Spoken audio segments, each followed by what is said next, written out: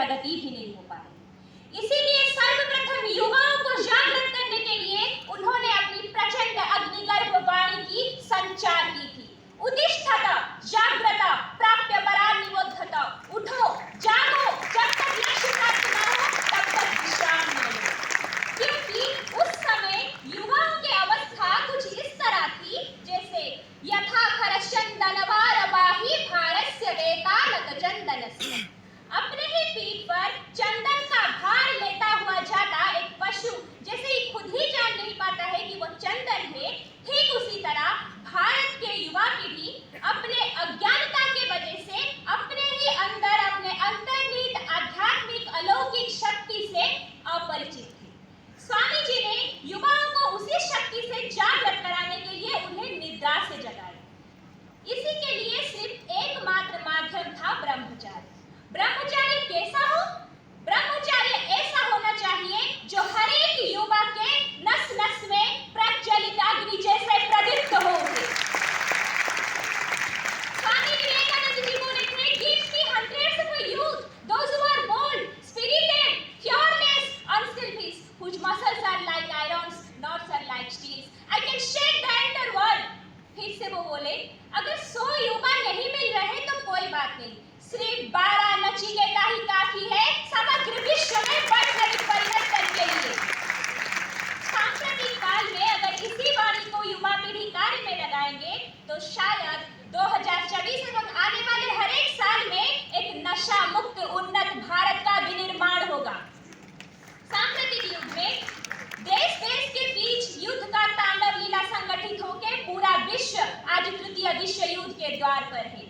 लेकिन स्वामी विवेकानंद जी बोले थे, भारत विनाश नहीं सहायता करेगा, भारत विवाद नहीं एक दूसरे का भाव ग्रहण करेगा, भारत युद्ध नहीं शांति, प्रेम, मैत्री, सद्भावना, भातृत्व, एकता का मंत्र प्रचार करेगा। वसुधैव कुटुंबकम, समग्र विश्व एक परिवार जैसा है। तो ये वाणी की प्रासंगिकता अपरिहार्य है। तब जाके भारत में शांति होगा, विश्व में शांति होगा एवं भारत विश्व गुरु के सर्वश्रेष्ठ आसन में अधिष्ठित होगा।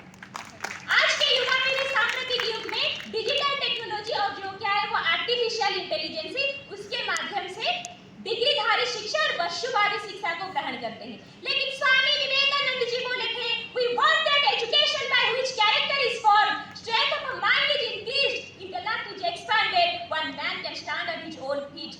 मूल्यबोध शिक्षा, नैतिक शिक्षा, man making character building education, जो आत्मनिर्भरशील शिक्षा, उसी शिक्षा की प्रासंगिकता अभी आवश्यकता है।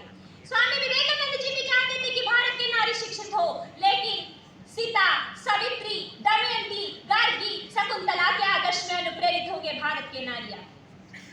स्वामी विवेकानंद जी बोले थे कि निष्काम कर्म करो, निस्वार्थ सेवा करो, शिव ज्ञाने जीव सेवा। क्योंकि अगर हम किसी को मदद कर रहे हैं, दान में कुछ दे रहे हैं, तो वो हम नहीं हमारे अंदर हुए ईश्वर दे रहे हैं, क्योंकि दाता एक राम, भिखारी सारा दुनिया।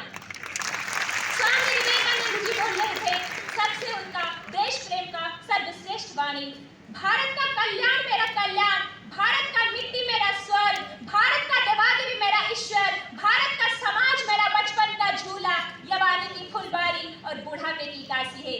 गर्व से कहो, मैं भारतवासी हूँ, प्रत्येक भारतवासी मेरा भाई है, प्रत्येक भारतवासी मेरा प्राण है। ब्राह्मण भारतवासी, चंडाल भारतवासी, मूर्ख भारतवासी, दरिद्र भारतवासी, सब मेरे भाई हैं।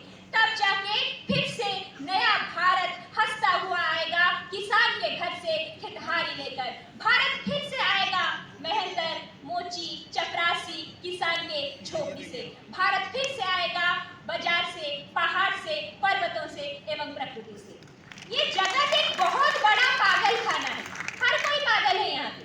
कोई पैसों के लिए पागल है, कोई नाम जस कमाने में पागल है, कोई कामिनी कांचन के लिए पागल है। लेकिन कितने लोग ईश्वर को पाने के लिए पागल हो रहे हैं।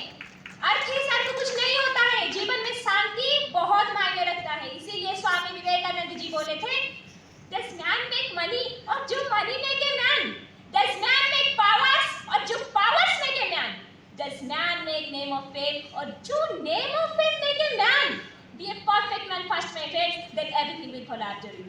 सर्वश्रेष्ठ में मैं उसी वैदिक मंत्र का फिर से उच्चारण करूंगी, शृण्वन्तु विश्वे